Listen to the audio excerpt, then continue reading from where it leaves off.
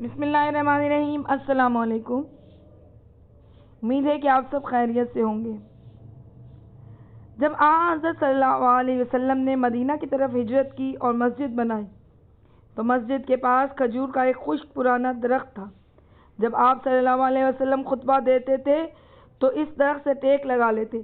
بس ایک شخص آیا اور کہنے لگا، اے اللہ کے رسول، مجھے اجازت دیجیے کہ میں آپ کے لیے ممبر بنا دوں تاکہ خطبہ کے وقت آپ صلی اللہ علیہ وسلم اس پر تشریف فرما ہو۔ جب اجازت ملی تو اس نے حضرت صلی اللہ علیہ وسلم کے لیے ممبر بنایا جس کی 3 سیڑھیاں تھیں۔ حضرت رسول خدا صلی اللہ علیہ وسلم تیسری سیڑھی پر تشریف فرما ہوئے۔ جب پہلی دفعہ حضرت صلی اللہ علیہ وسلم ممبر پر بیٹھنے لگے تو اس وقت درخت سے گریہ اور نالہ کی آواز بلند ہوئی، جس طرح اونٹنی اپنے بچے کے فراق میں آواز نکالتی ہے۔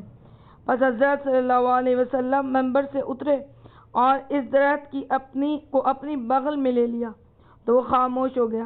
آپ صلی اللہ علیہ وسلم نے فرمایا، اگر میں اس کو بغل میں نہ لیتا تو قیامت تک گریہ اور نالہ کرتا رہتا اور اس کو حنانہ کہا جاتا تھا۔ یہ درخت اسی طرح رہا یہاں تک کہ بنی امیہ نے مسجد کو خراب کیا اور نئے سرے سے بنانے لگے اور اس درخت کو کاٹ دیا۔ اور دوسری روایت میں ہے کہ حضرت صلی اللہ علیہ وسلم نے حکم دیا کہ اس درخت کو اکھیڑ کر ممبر کے نیچے دفن کر دو۔ سبحان اللہ۔ امید ہے کہ آپ کو ویڈیو پسند آئے گی۔ میرے چینل کو سبسکرائب کریں، ویڈیو کو لائک کریں، شیئر کریں۔ مجھے اجازت دیں۔ اللہ حافظ۔